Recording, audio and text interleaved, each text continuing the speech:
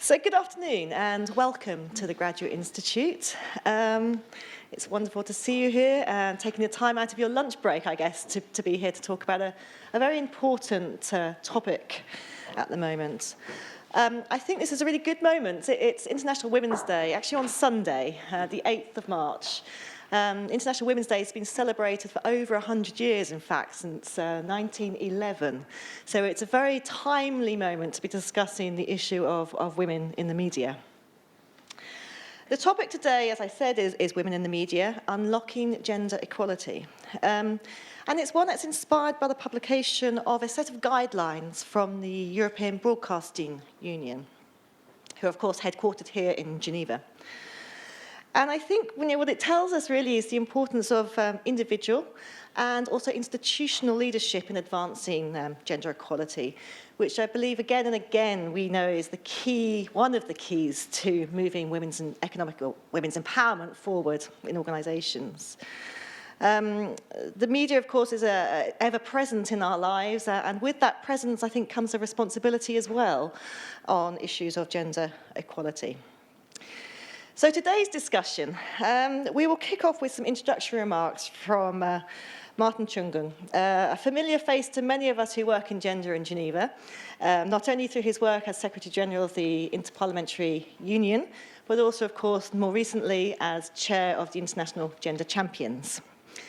This is a network born in Geneva a few years ago, 2016, which now has hubs all over the world. So thank you for joining us. I'm just going to go through the process now. So after we hear from Mr. Chungong, we will commence with a discussion. We're going to start, first of all, with Noel Curran, sitting next to my left, who is Director General of the European Broadcasting Union, EBU.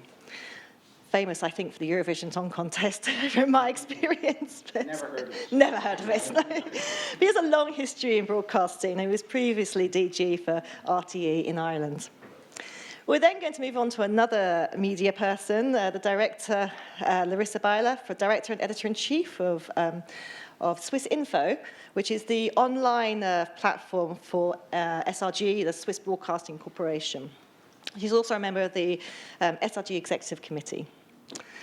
We will then shift in a little bit to implementation and visibilising the work on gender equality and how we implement these policies and measure them.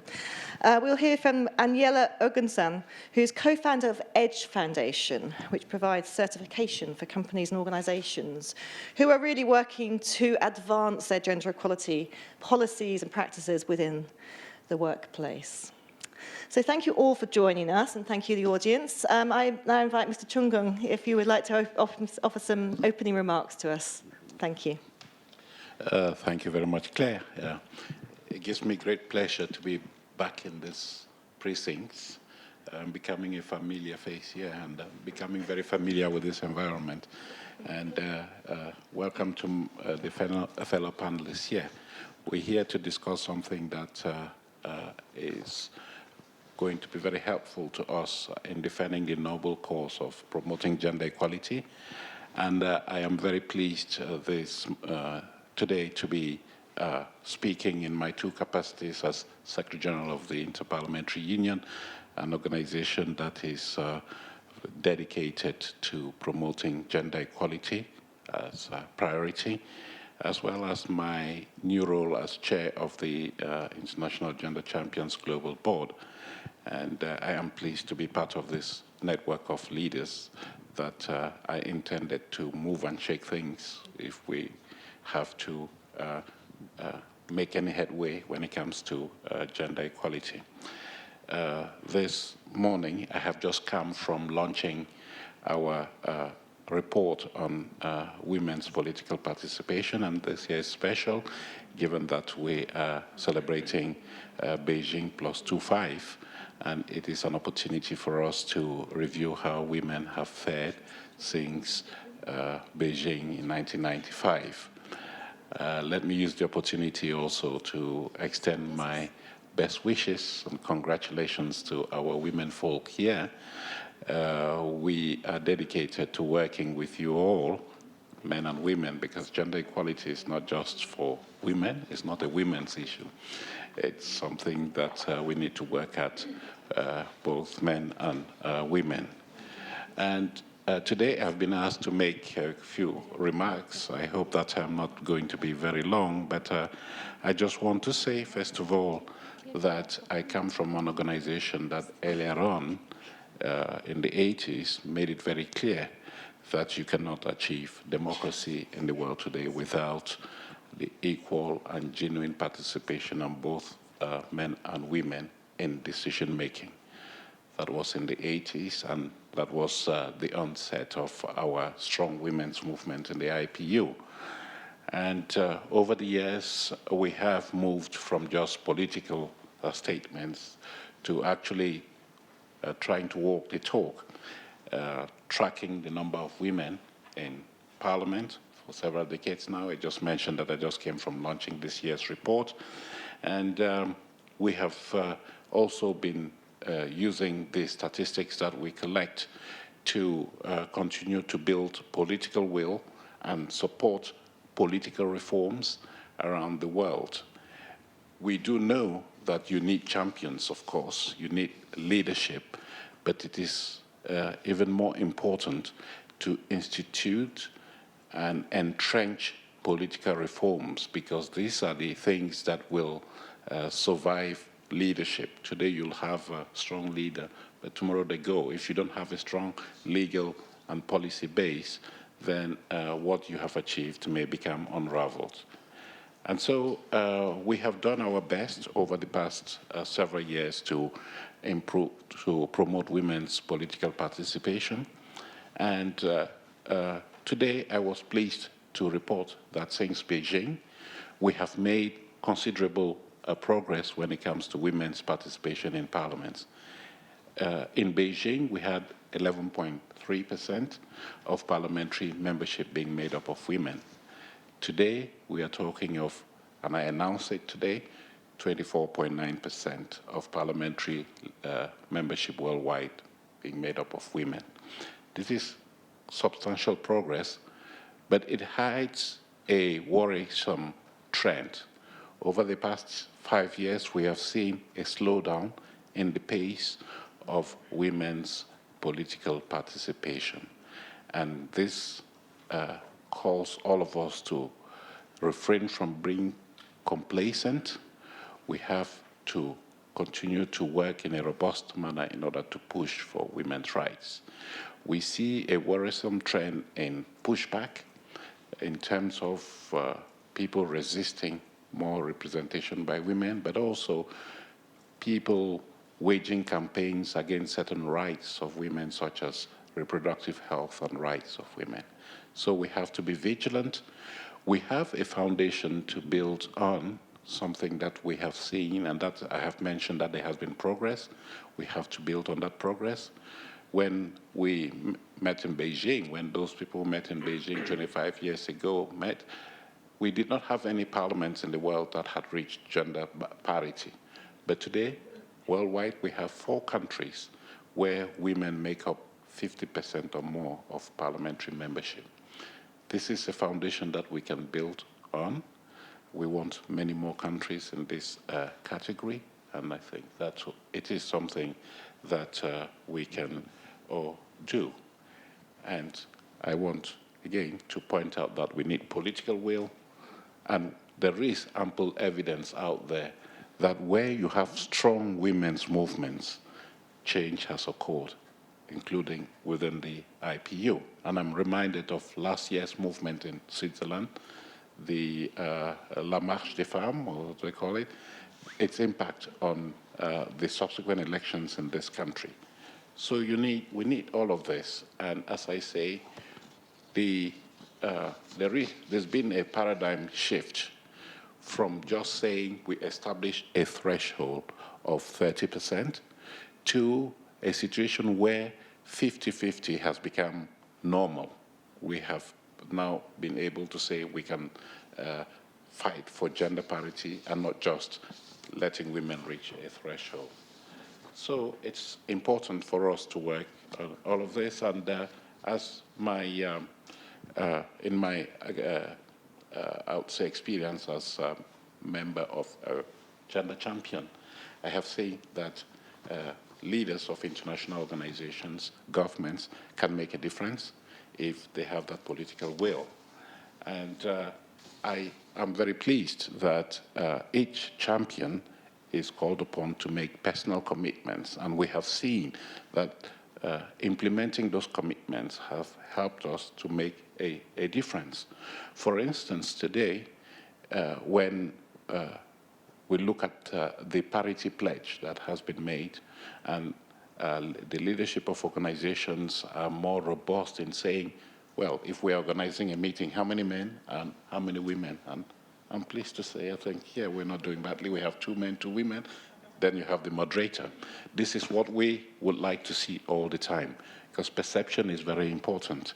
If we see the composition of this panel, it shows that both men and women are talking. So this, for us, is very important.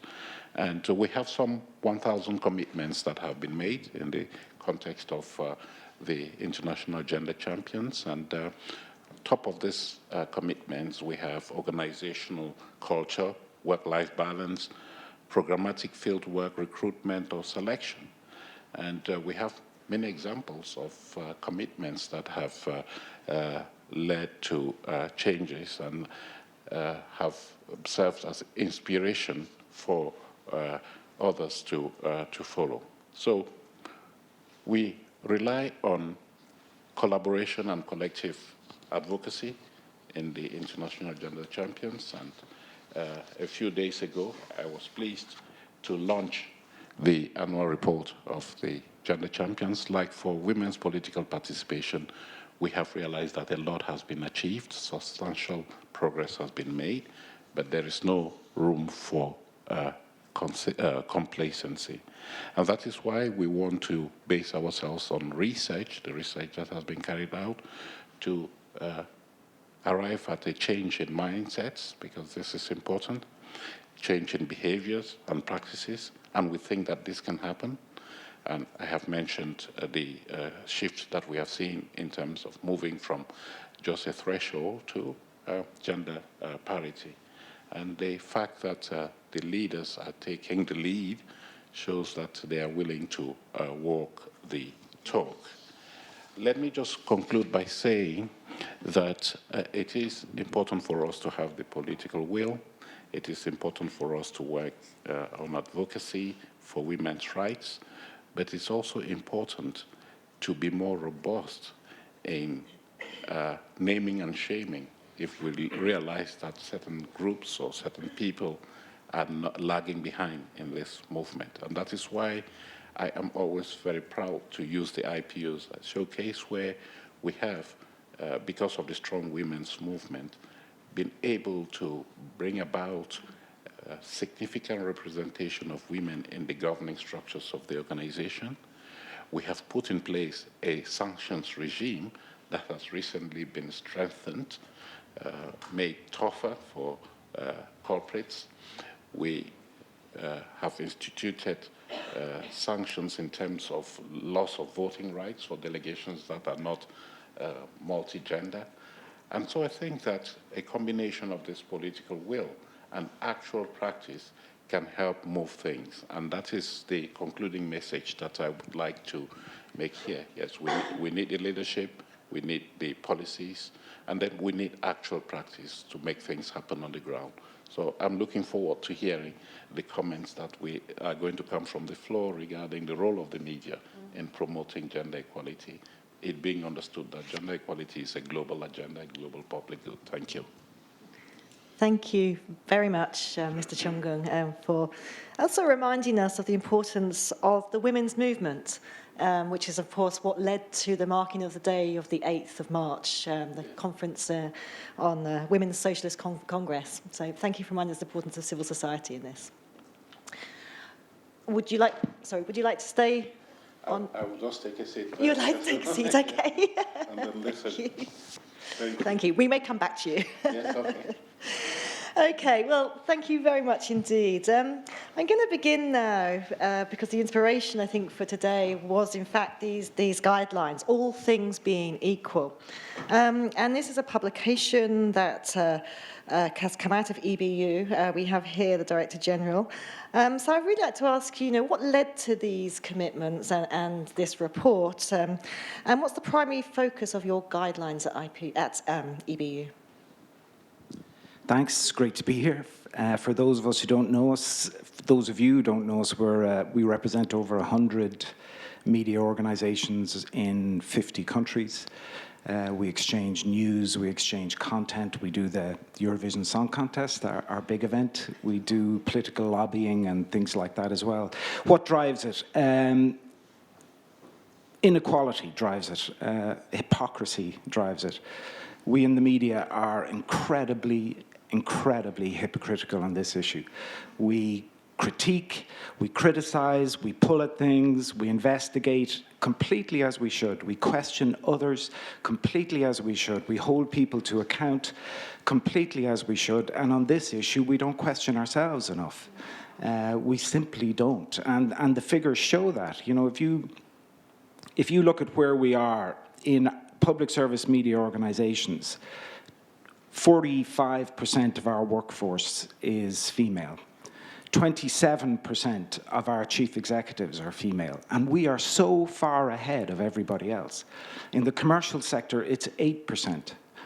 You look at other events and things that we cover, sport, you look at in the media generally, 40% of people who actively participate in sport are female. 4% of media coverage of sport is of women's sport. And you can go around all of this. We produced a fantastic report this week that I would encourage you to have a look at on women in music and the contribution that is made, and yet the absolute inequality still around large swathes of what we do and what media companies produce around music. So we have to call ourselves out. I come from a background of journalism. I come from a background of investigative journalism. I believe absolutely to my core in the obligation on the press to call people to account. But we need to call ourselves to account. So for me, that's the motivation of this, was how can we, instead of just talking about it, as we all do, and talking on platforms, how can we do something where we actually examine the situation, where we offer practical advice, where we go into case studies, and where we begin a process, because none of this is going to change overnight, but where we begin this process of self-examination, self-questioning, questioning each other, and also provide practical advice for people, guidelines that they can stick to. Because for me, the important element of this, from my perspective, is, first off, you have to quantify it. You have to call it out. You have to say, you and your organization, me and our organization, we're in the wrong here. And I think that has to be a first step. I think a second step is there has to be leadership. Whether that leadership is male or female, it has to come from the top that this is a priority. And then what sometimes happens is that leads to a rush of different policies, and the person in charge has made this a priority, so we better respond. And then it's about the systems. How do you capture it over time? If that if that champion is replaced, how do you make sure that everything doesn't stop? And I think Claudia's report and the work she did with the members on this is really good in that regard, in a sense of practical steps, what you need to do. And we're very proud to be associated with that report and that document. Thank you very much. We'll give you an opportunity in a while in the second round, perhaps, to offer some more insights from the reports. I'm now going to turn to Larissa. Sorry. As I mentioned in the introduction, you're with Swissinfo, which is part of Swiss Broadcasting. And I understand that you've been involved on a sort of in an organisational awakening, I suppose, on gender equality. Can you tell us a little bit more about that and the sort of responses that you have seen within the organisation and the process you've been through? Yes, of course. Thank you very much for the invitation. I'm very honored. It's a pleasure to be here. Just one remark on Swissinfo. So Swissinfo is the international service of the Swiss Broadcasting Corporation. We are publishing every day in 10 languages, and we reach potentially around 75% of internet users worldwide, and we have 2.5 million users, unique clients, every month. A word to the SRG, SSR, to the Swiss Broadcasting Corporation. It's an interesting company structure. The company structure takes account of the federal structure in Switzerland. So every language region has a company, and we are 5 companies then, and Swissinfo is the smallest one. We have the SRF in the German part, we have the RTR in the Romansh-speaking part, RTS French part, and RSI in the Italian-speaking part. We have 57% of men working at the SBC and 29% of women in management, top management positions, cadre positions. So thank you for the question, Claire. I mean, when we started in 2018, and now we have now a result. We have now decided, the executive board has decided to have a chapter of on diversity and gender equality in the company strategy. So this was a process of 2 years. So when we started in 2018, I mean, we just felt an internal pressure that it was time now to start talking about fairness, transparency, and balance. I mean, also the digital transformation of the SBC must be based on these values. I mean, we strongly felt that we need to enhance competences, knowledge, and talent, and they should decide, and not hierarchies and power anymore. So this was, and we saw that diversity in this whole transformation to shape the future of SBC is key in this. So this was one point. Then we had the personal experience in the executive boards that these are not balanced. Sometimes, I mean, Ladina Heimgartner, who was the deputy general director, started this whole process. She was the only woman then in the executive board of the SRG. So it was also a clear need for us for balance and exchange. Anyway, in Switzerland, I think the SBC has a specific, but as all public service media in the society, because we shape the society, we inform, we are the source of information for everyone, independent source. And this is one point which was very important, because we thought we had this impulse to start talking about and reflecting the society and giving to everyone equal opportunities. Then in Switzerland, we have 2.7 of women are CEOs in Switzerland, 2.7% of women. We have 9% of women in executive boards of Swiss companies, 9%. And we have 16.7% women are supervisors, 16.7.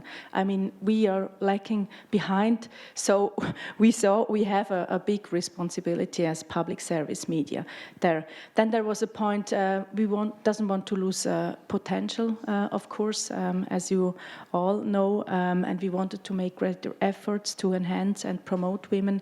And yeah, we just wanted a sustainable cultural change. It's not just about the program and representing women in the program, it's also about the inner cultural change, and we knew this is a process.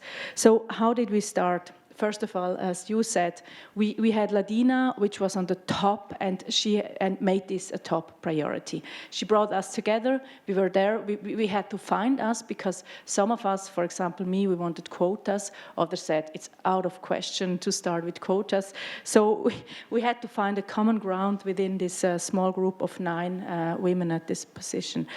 So We then launched a process in 5 steps. We started with focus groups, which was very important. So in total, 60 women of all the different units were united just to talk and to address, just to talk about, without any fear, about their concerns, their needs, their problems. So this was the start. Focus group it was led by the external agency with clear guidelines. Then we did a survey, an optional one. 2,900 employees took part on this survey. 50% women, 50% men. And one of the main conclusions of this survey was, which is very interesting, there is a difference in perception of men and women, because 85% of the women said, yes, we have an issue, this is an issue, it is important, and only 65% of the men saw this as an issue. So it was time to talk and to realize that something. Then we did, of course, a first conference of this IDEFAM network. So we gathered around 130 women, in leading positions in the SBC, and we tried to identify fields of action. Then we identified seven fields of action, gave them to the executive board. They said, okay, it's fine. And then we did another workshop later on and talking about concrete measures in this field of actions. So this was basically the process, a lot of talking on this during these two years. So the result is we have a diversity board now, which is composed of different of people from HR, of course, people from formation and measurement. Measurement is very important, and we have these 6-7 fields of action. And we also have Jo Fay here, who's a member of this diversity board. Maybe she can then also give an insight where they start. They are an early stage of defining targets now and defining measurement. And of course, we had taken some quick wins, like roll out the 50-50 BBC strategy and balancing programs, having really institutional processes and workflows to balance these programs, and so on. Adapting publicistic guidelines. So we had a whole bunch of concrete actions we started with as quick wins as well. So this is basically the process we went through. And we didn't start it 20 years ago. We started in 2018. So.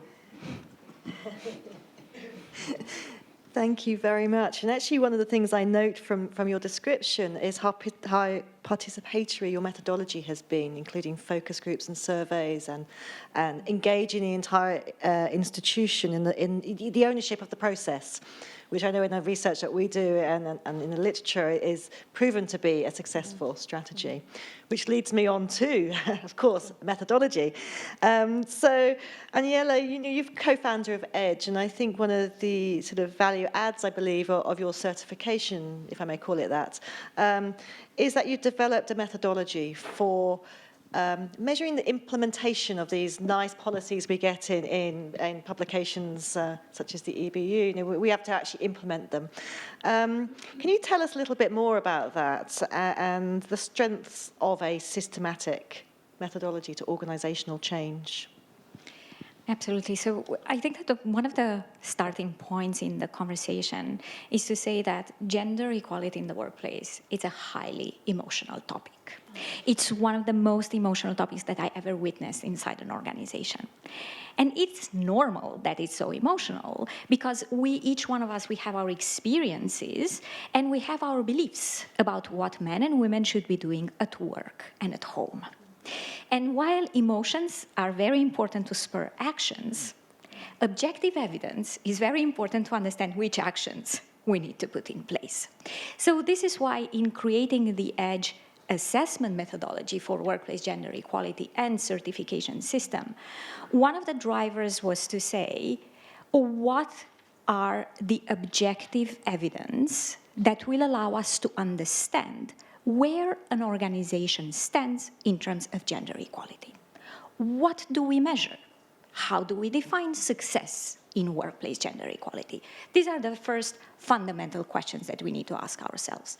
And what we have defined, it's a holistic way of looking at an organization in terms of gender representation, but also career flows in the organization. So how the organization is hiring, retaining, and promoting male and female talent differently or similarly. So gender representation and flows. Pay equity, of course, a cornerstone of every gender equality initiative. Then going into measuring the effectiveness of policies and practices to ensure equitable career flows.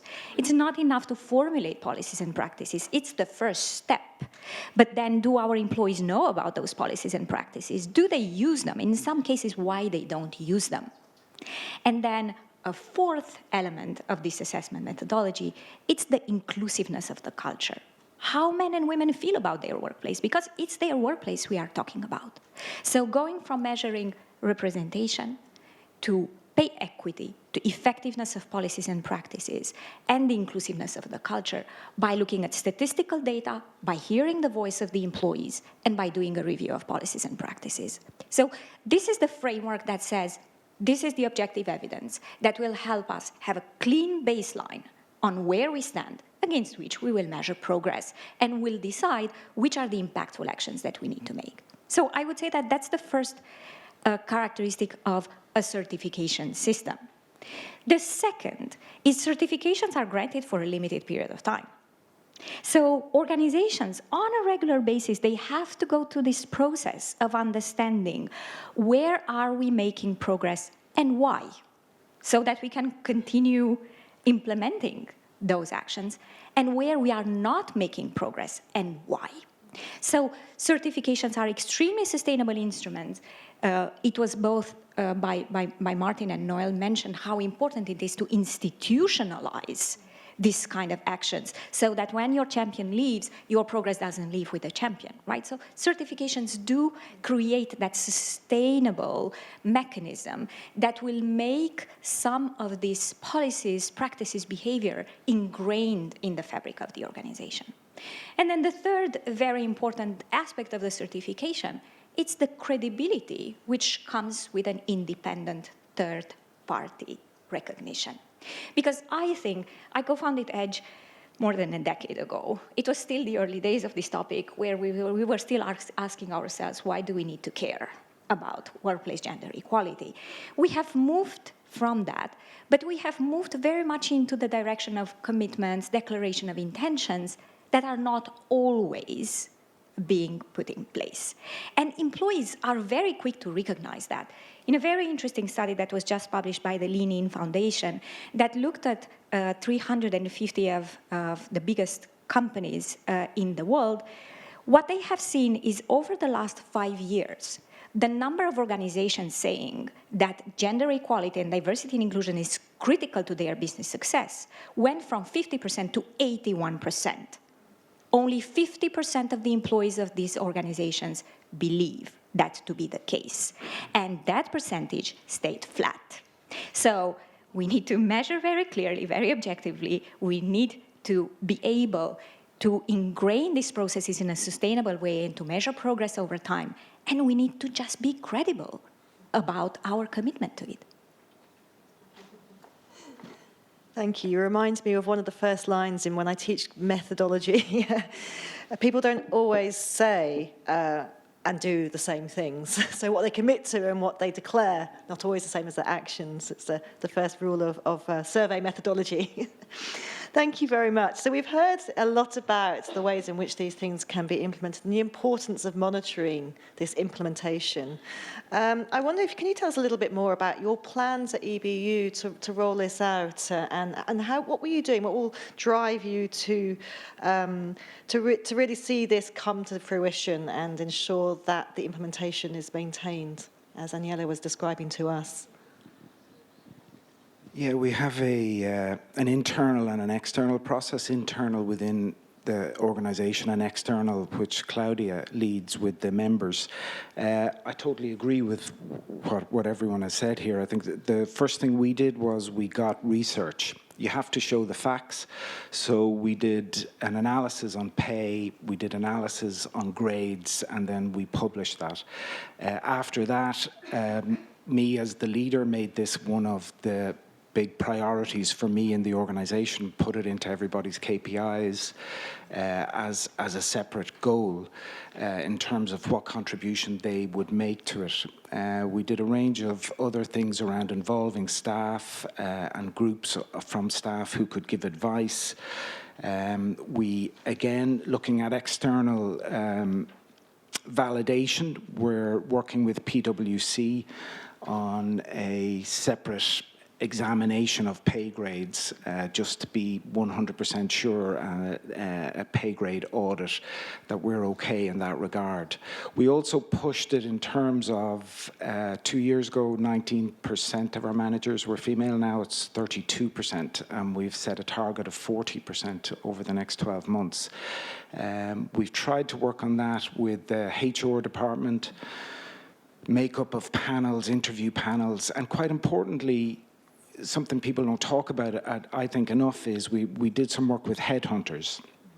Because we use headhunters a lot for our senior management positions, and on several of those, we would have extended the deadline.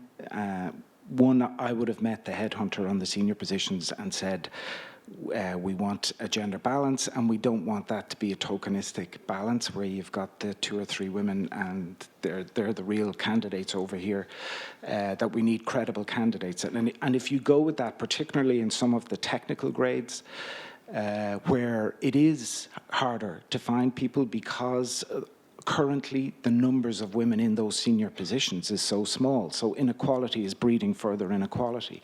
But what we did in those cases was we just extended the deadline. If I didn't like the lineup in terms of the final candidates, we just said to the headhunter, go back. And we also have made it clear to headhunters that if they don't come in with that range, that we won't use them.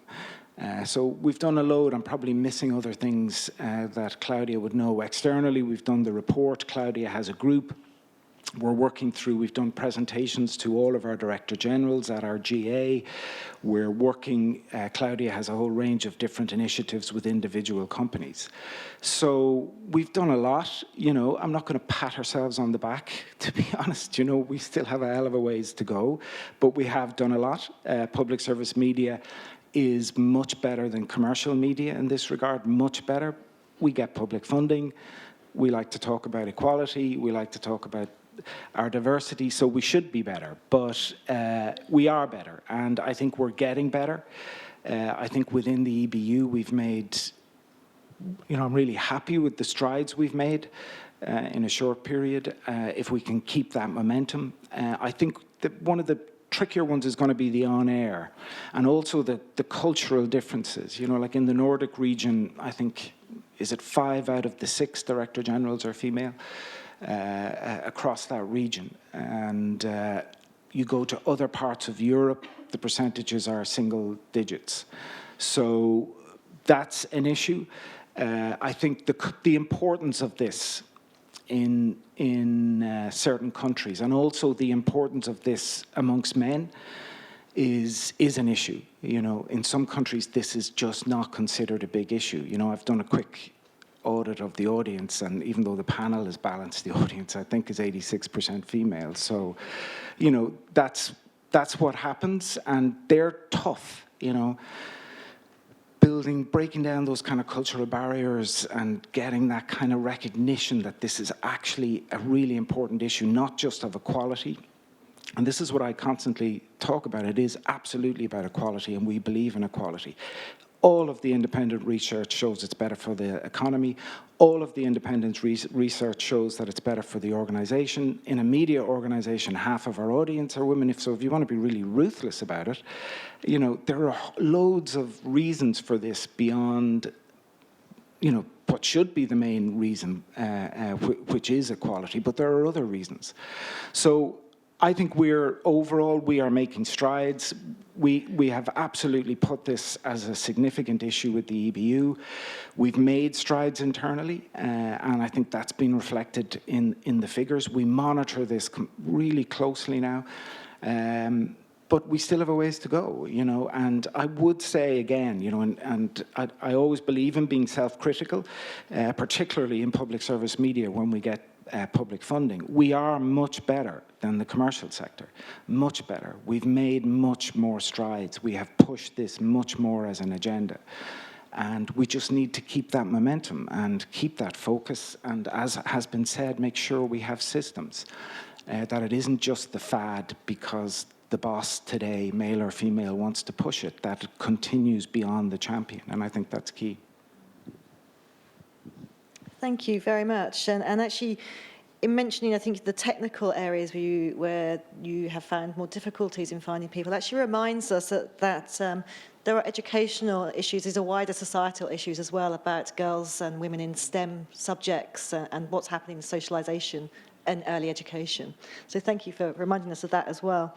Turning to Larissa, you know, all organisations were of different sizes, scales, different capacities to implement and see results on these issues. But also, I mean, in terms of media organisations, you have some, and as editor-in-chief as well, I guess, some issues around editorial decision-making and plurality that you particularly deal with in the Swiss context of, as you already mentioned, languages and cultures around Switzerland. So I wondered, how do you think about measuring that impact? And tell us a little bit more about rising to that interesting challenge. Thank you for the question. I just wanted to add something you said. It really was a highly emotional process. And just to give because I'm here just to give also a bit of an insight in this whole process.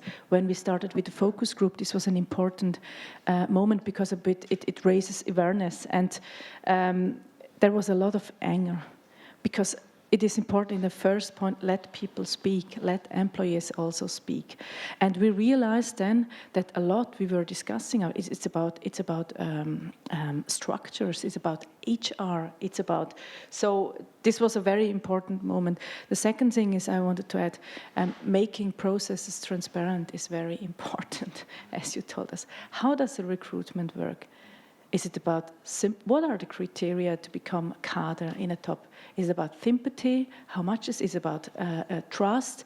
Is it about other competencies? Do we have to announce it internally? Do we have to announce it to 80%, 100%? So it is important that even if in a complicated structure like the SBC, that everybody knows and everybody has the same information. So this is very important. So it's also about communication and information a lot. So impacting in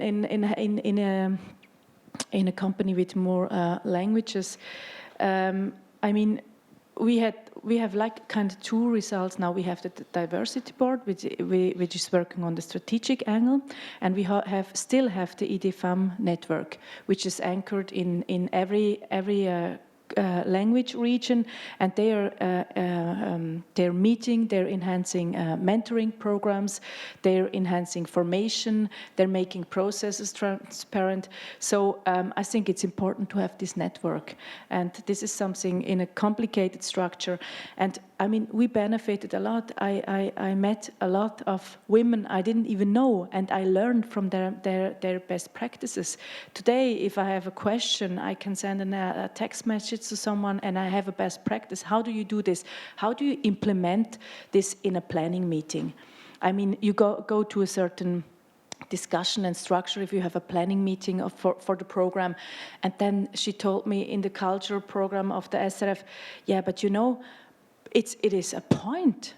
It is a fixed point. So we are talking about representation of experts. We are talking about this. So these are very important best practices, how you adapt guidelines. So some of the hard work which is already done, everybody can benefit of it. And in the network, we are constantly speaking about it. How to measure, I mean, the KPIs. what is important that in every director's, goal, he has really the goal, the annual goal to do this. So that's the first thing. But the diversity board will now come up with KPIs and targets. So I cannot really say something about this KPIs. So we try to work with these quick wins and with these first measures. And I mean, it raised so much discussion about this. I mean, when I was as an editor-in-chief, journalists are writing to me, how do we do this? How do we spell this? How do we represent? So within this year, we had a lot of precious discussions. I think it's important, very, very, very important that it is a bottom-up process. And yeah. Then and we get to know each other as well within the unit. So, yeah. So. Thank you very much, and reminding us also that this is a process. It's a process we have to go through as an institution, as members of that organisation. Turning now to Aniela, please. Certification is an interesting tool. It's something in the academic literature we refer to, in the feminist literature particularly, as a sort of technologies of gender mainstreaming, of which there are many. And drawing on your experience, and you've obviously been involved in the certification of many organisations, but of course there are always limitations. And there's limitations to the types of activities and technologies of gender mainstreaming. So I wonder if you can tell us a little bit more about any of the barriers or challenges that you've faced in organisations, and what do you see as the big challenges going forward in the next decade or so from your experience? It's very interesting, Claire, that you call them limitations.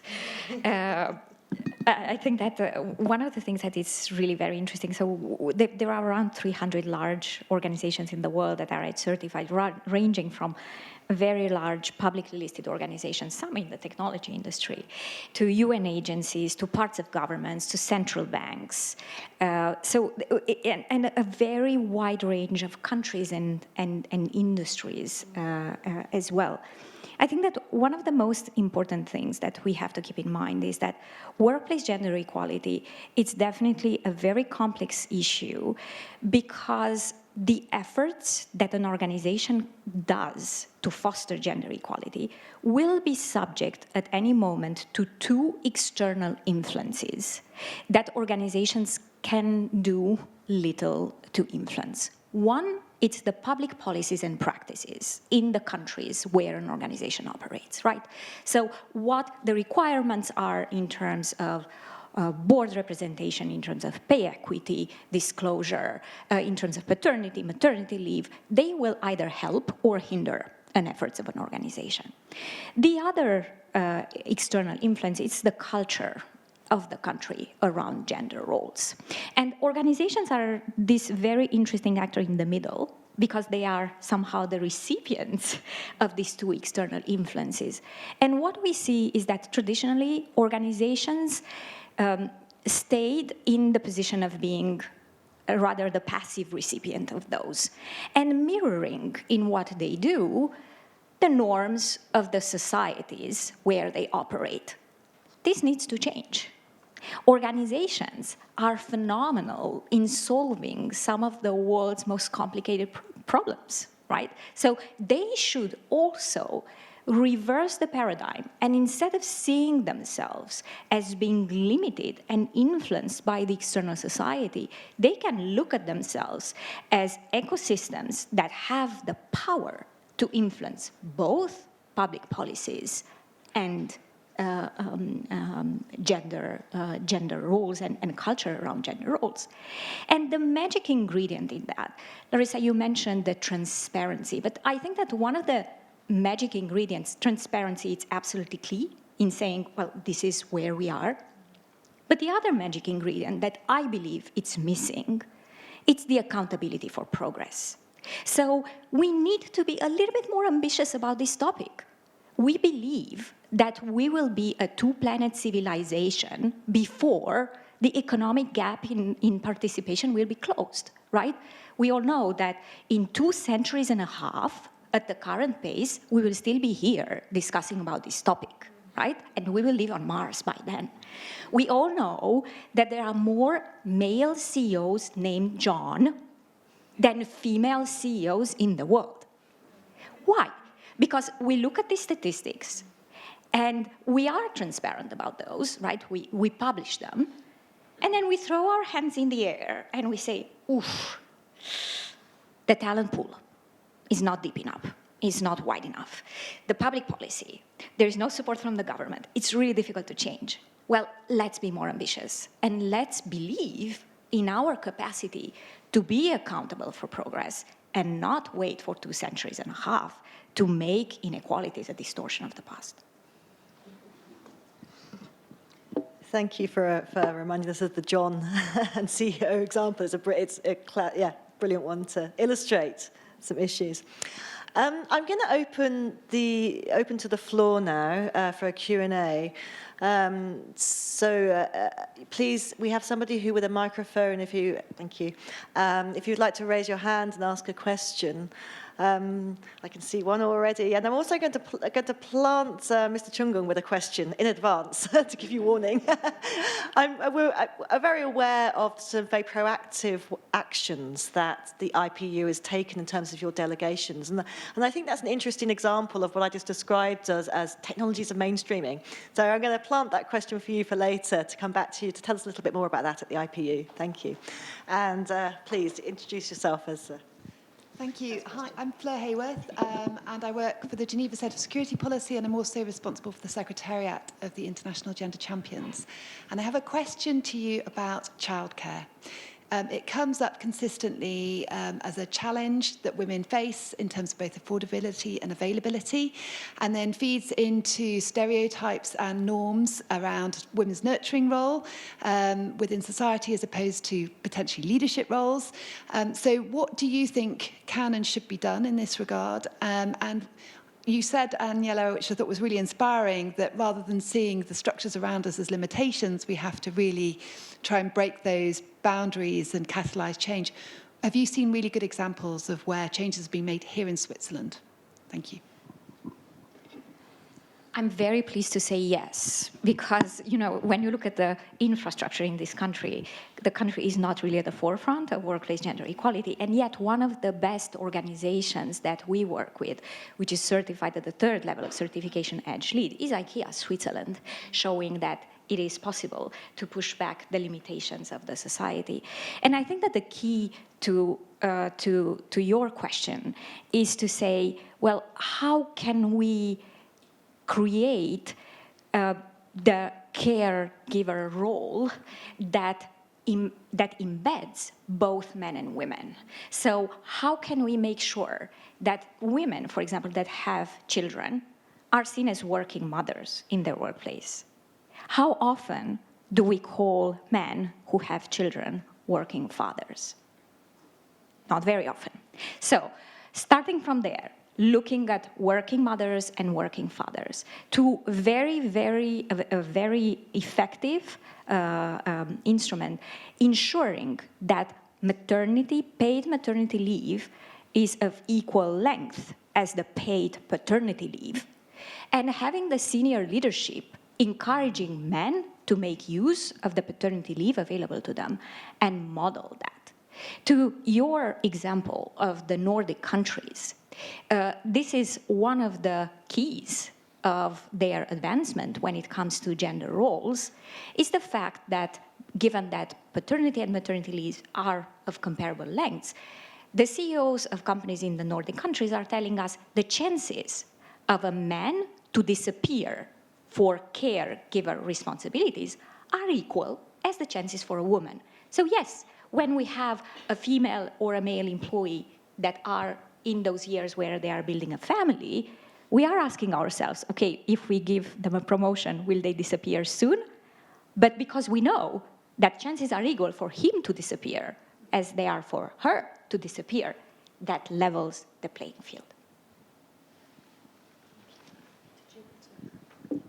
I think in terms of this, it's I totally agree. The ideal situation is the culture change, where you see both, as you've just said, in terms of working fathers, working mothers, that the responsibility within the unit, whatever that unit is shared. I think that we're probably a while off getting there. I think we have to absolutely strive for that cultural change. So I think in the meantime, some of the day-to-day issues around length of paternity leave, around maternity leave, around flexible working from home, around job sharing.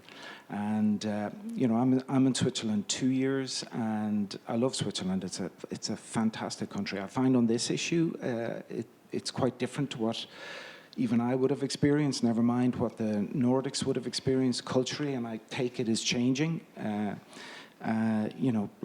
We've tried to do some things, and this is an area I want to look at more ourselves around some of these. We've gone beyond Swiss legislation on things like paternity leave. I've said that we will always stay ahead of Swiss legislation in terms of what we offer.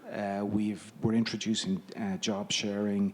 We're looking at things like that. I do think we need to go further with it. I think when you're coming from a base, even both sexes around you, when you make a leap, are kind of saying, that's a big leap. You're going, so I think we probably need to be a bit braver ourselves in some of this. But for me, that's what it is. It's working on the cultural elements, trying to change that, develop that, and also and then it's getting into the practicalities around the paternity leaves and maternity leaves for both genders, obviously, and job sharing, things like that. And then it's also about, there is in elements of work life, there is a macho culture around, for men and women.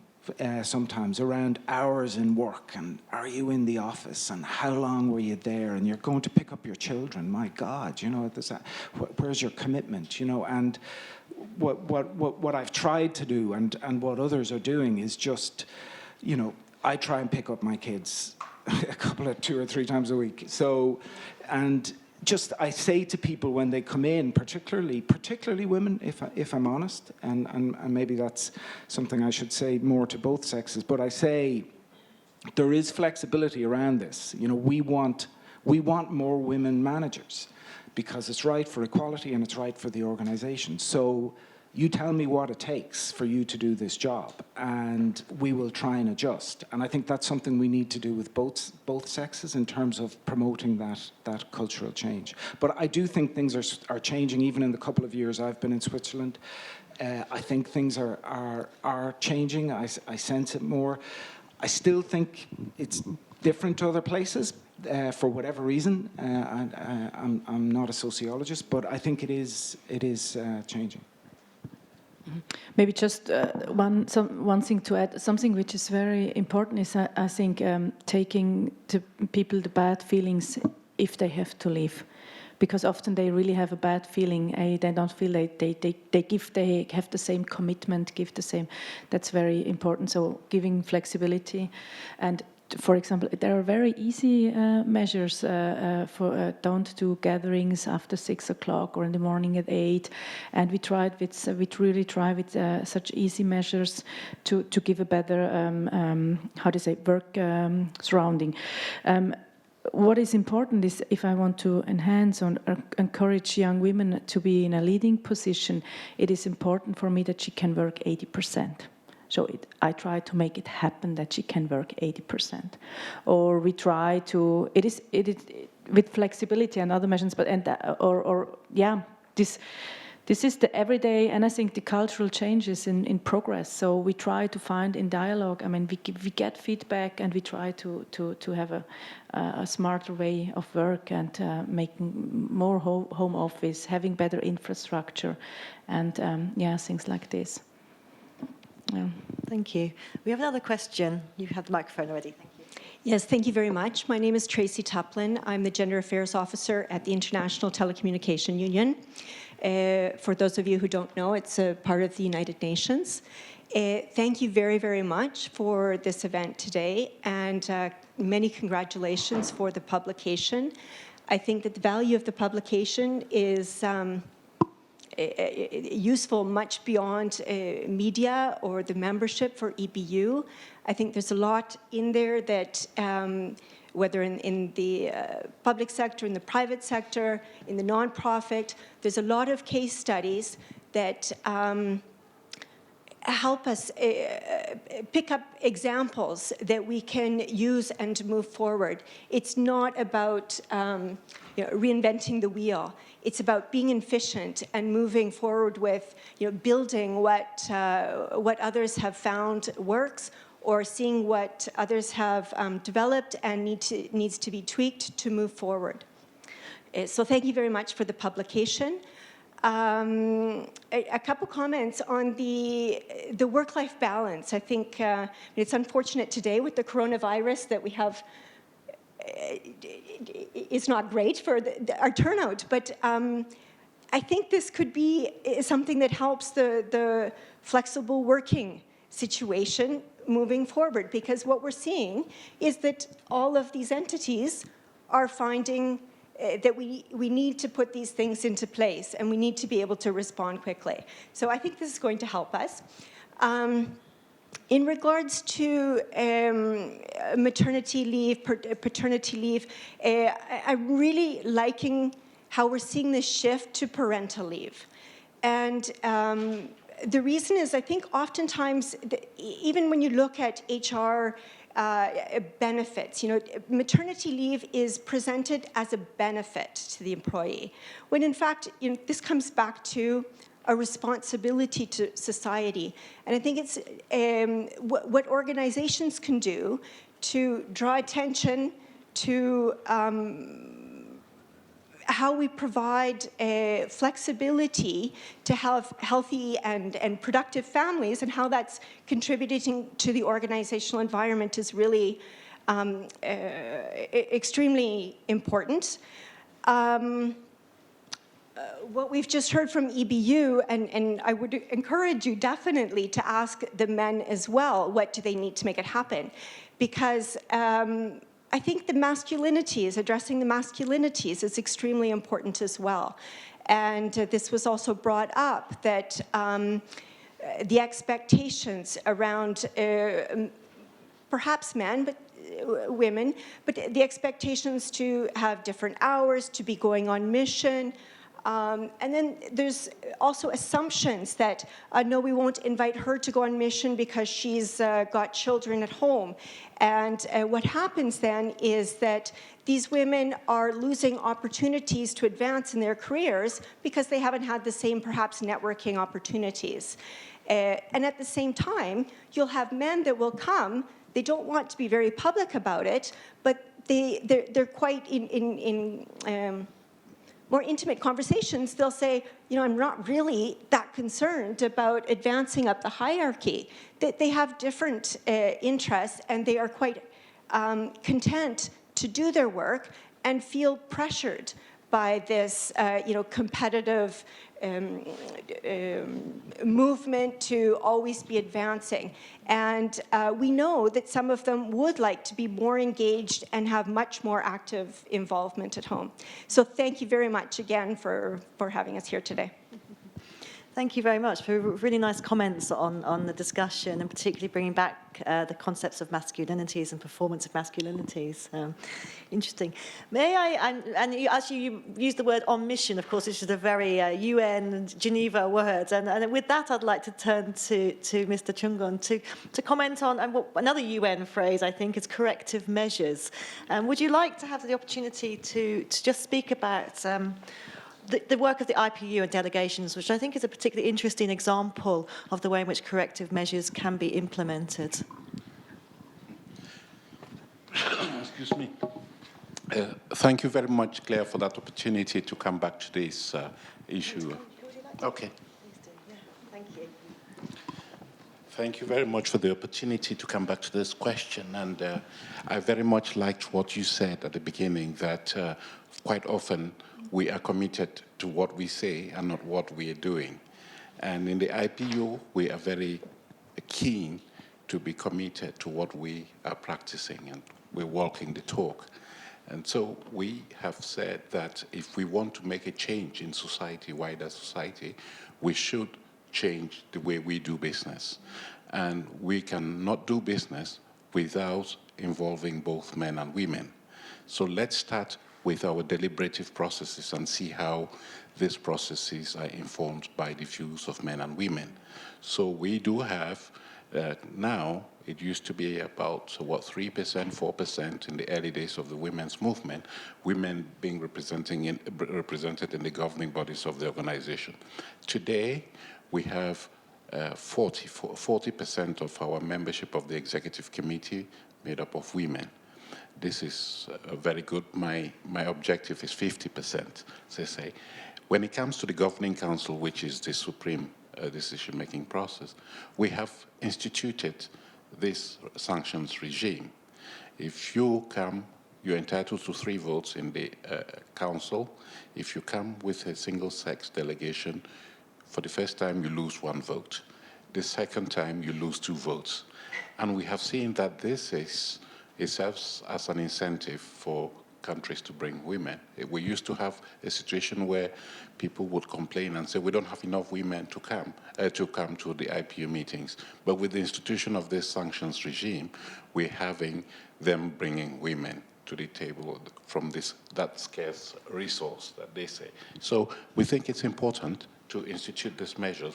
We need to institute mechanisms for implementing these measures. And so we have a dedicated structure that is not run by bureaucrats, it's run by politicians themselves, called the Gender Partnership Group, that monitors participation of women in the deliberative bodies of the organization. And when it comes to the secretariat, it used to be that when you looked at the composition of staff, the women were present, of course, but they were tended to occupy the junior positions in the organization. Today, not anymore. In senior management, we have women making up 60% of my senior management. So I think it sends a strong signal. But then we should not limit ourselves also just to sanctions or punishment. We should develop tools. That's where I want to go back to what we have done with International Gender Champions by designing a tool that we call the Gender Sensitive Assemblies Toolkit that shows how international organizations can make their assemblies and all our deliberative bodies more gender sensitive. It's a checklist of what you should be looking at and all of that. And I think it has gone very well. We have socialized it a lot, and it's being used very well in around in the international cycles here. And let me turn to the media. I think, for me, that the media has a crucial role to play. Generally, we think of the media in terms of reporting the news. Say, what has happened with coronavirus today, or what is happening in the elections in the United States. That's what people want to hear. But I would like to lay emphasis on the educational role of the media, which is very crucial. And I go back to an incident that happened several years ago. I was being received by the emir of one of the Arab states, and I complained to him about women's underrepresentation in his country. And he turned to me, Mr. Secretary General, so what do you want me to do when women are not voting for women? I said, but the thing is, Emir, Your Majesty, I think that you should engage your media to explain to the wider society why it is important that women and men should be voting for women in positions, why it is that women should be at the table. So it comes back to that role of the media, to create this awareness of the importance of gender equality in society. And they listen, and especially when you yourselves are walking the talk. I think that is what, apart from the fact that we too, as I mentioned, we require of our parliaments to be gender sensitive, but we do know that many of them are struggling, so you need to help them. You have to build their capacity, you have to help them build women's movements within the Parliament to push for gender equality. And I think this is something that is appreciated. Thank you. Thank you very much indeed. And I think it's very interesting to hear the way an institution, an organisation like yourselves that represents many countries, many member states, is able to institute these types of corrective measures. I think it's a very courageous move in many ways. Thank you. And I wonder whether actually any of our organisations here will be doing similarly corrective actions. Do we have any more questions from the floor? That I can see one right at the back, towards the back row. We'll just get a microphone to you. Thank you. Please do stay. Yes, good afternoon. Thank you for everybody's intervention. It's very interesting. My name is Ginny. I work as an advisor on projects in sustainability and entrepreneurship. And I have one comment and one question. When I think about gender equality and media, that was my comment. For me, when I think of the role of media, just as the gentleman just mentioned, there's three things I think of. I think of investigate, as was mentioned, inform, and most importantly, inspire. Because for me, the narrative is very important. So when I look at gender equality and I read articles, news about it, the narrative tends to be about the numbers, which is fair, the amount, 40%, 50%, and so on. I'm originally from Rwanda. And Rwanda is very strong in promoting, we have 60% of our government, etc. But I get frustrated with that speech, the narrative. Because the narrative that I want to hear is, since you've had over 50% within your government, what's changed in the government? What perspective has changed? Because I think that if we include more people, you're going to get a different perspective on how you view things. And you want to hear, because we've had more women in our government, we've had a different perspective on how to run our country. And because of this has changed. They don't talk about that. They just talk to the numbers.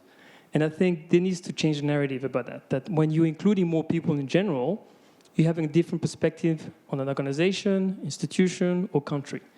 And I want to hear the narrative, when we did this is what changed. And these are different decisions we made because we had a different perspective on how we view things. That's the narrative I want to see on gender equality. That's my comment. And it's interesting when you came up about paternity leave, because I went on paternity leave and had a very interesting reaction, both from men and women, how that was perceived. So that was a totally different experience, but I can mention that another time.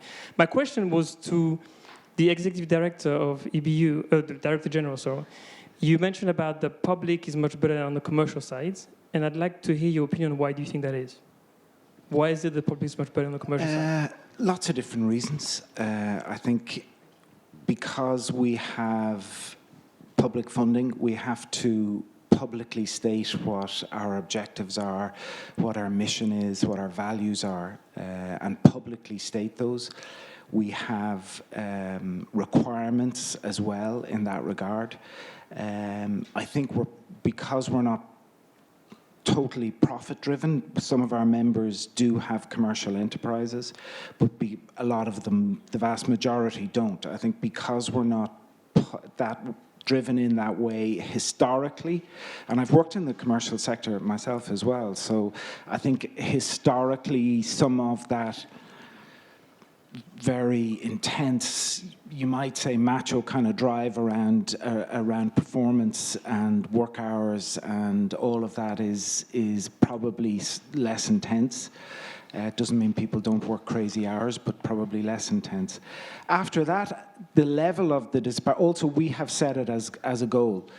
Like we heard in terms of what SRG are doing, what we know what the Nordics are doing, what we're doing in the EBU, we have set it as an objective. We have set targets. We have said that we need to strive and go there. So beyond that, the levels are quite acute. It's 8% chief executives in the commercial sector. Board members slightly.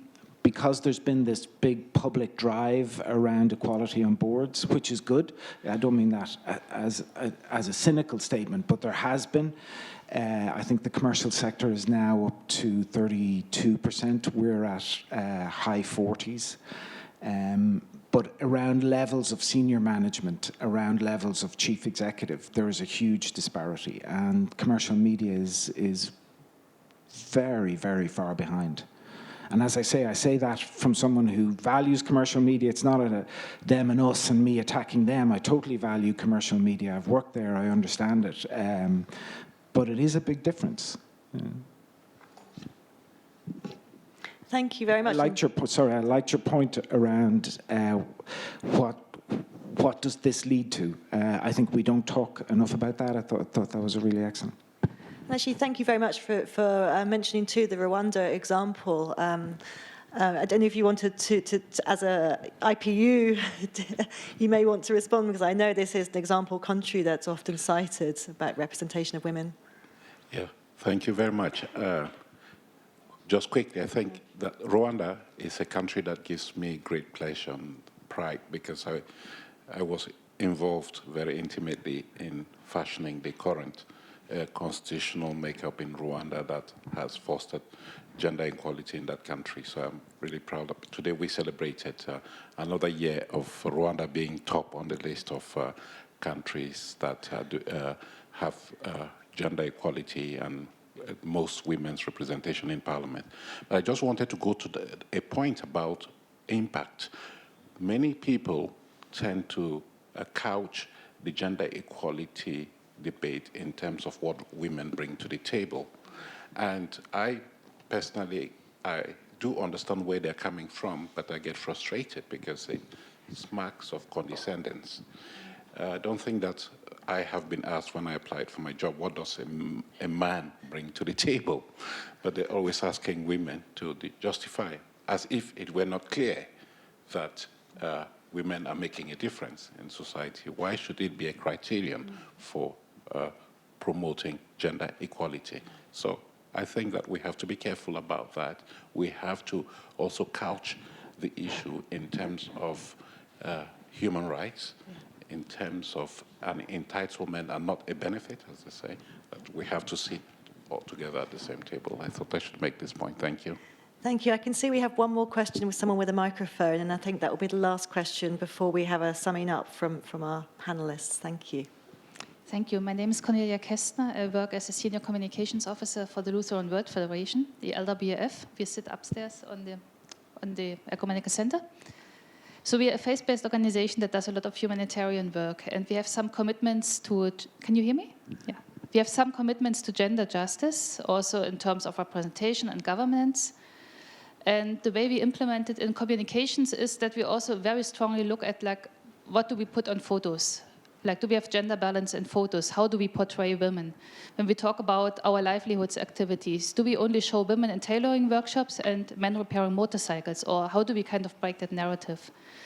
And I would be very much interested to hear from especially the directors of media companies, if you have any such measures, or how do you plan to balance the portrayal of women in the media? Thank you. Yes, very, very good question on stereotypes, I guess. Would you like to respond? Thank you. Yes, I think the first step is to talk about it in every planning meeting with the journalists. And I mean, we talk a lot, 2-3 times a day. So we mention and raise these points. I think that's the most important. Then measure it. But how measure? Make audits. I think we haven't done this yet, but make audits. Check the text, check the videos, check the audios, and give feedback to the people. I think this is crucial, and then give formation as well. I mean, sometimes language can be complicated, but explain what language does, and what language is, and what perception it can raise, how language gives an order to society. And I think it needs formation. I mean, invite someone or a linguistic to explain how this works. It's anyway important for journalists, but this is, I think, these are crucial points we did. And as I said, the next thing I would like to do is really do an audit and also give solutions. And how can I say that? I excuse myself for my English, but there are some beliefs there, but these words are too long and people don't like this language, is not interactive enough, and so just stop with that. So, and then exchange, what we did a few weeks ago, we went to Zurich and exchanged with other journalists from commercial. They have completely other problems, that's true, than public service media. They are completely at another stage. But exchange and give best practices. In guidelines, having guidelines, making a chapter in the guidelines, or giving checklists to people, really very hand-on approaches. But often it is about giving solutions and having the dialogue as well. And this is not given. I was working in a lot of teams and in Switzerland. This is not a given thing. It's something which is specific also about public service media, to open these spaces for discussion. And not making it too ridiculous topics. Often people are joking about this and then blaming it quickly. So also in discussions, that's important. Thank you. Would anyone else like to comment on the use of stereotypes and imaging? I think imaging within the media, I think it's really critical. I think imaging is, for me, is what you use on screen and the perception that your images give. So I think that the paneling, the female presenter ratio, but not just the ratio, the types of programs that women are given senior roles in presenting is critical. I think the whole narrative around women audiences are only interested in some things. In Ireland, my brother is a journalist. He presents a business show on a Saturday, and they've led a drive in terms of female audience and female participants.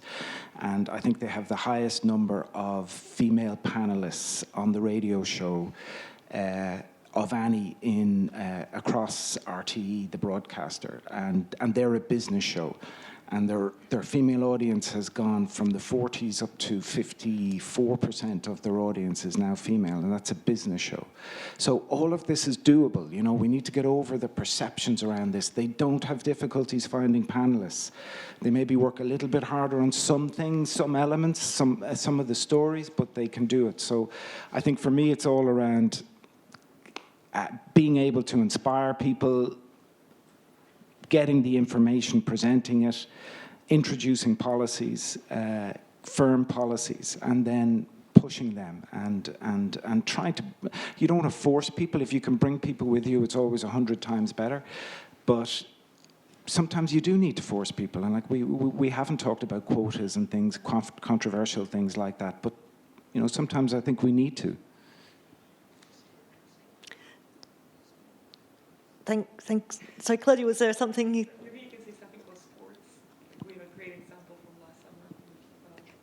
Oh yeah, we just in terms of sports audiences, we're doing a big concentration on women's sports. Just a big emphasis, being led by one of my colleagues in front of us, and we got incredible audiences last year for the women's football event. Like just incredible audiences, and so we're trying to push that and work with the federations and promote it more. We're doing a big Women in Music, which I should say, because I'm actually really proud of this as well. We're doing a Women in Music Day, and we've now got 400 radio stations, 400 radio stations, which on International Women's Day are going to give either all of their output is going to be from female composers, or a large element of it is. And we just literally, before I came here, we just got confirmation that it's 400 stations. So we're all making progress here, probably not quick enough, but let's look at the optimistic side. We are making progress. Brilliant. And I really think on that very optimistic note, we should probably bring the panel to a close. So I thank you very much, all four of you, for bringing the different dimensions to this discussion and for joining us this lunchtime. And of course, to all of you who've come along today to join this discussion, thank you for coming. Thanks very much.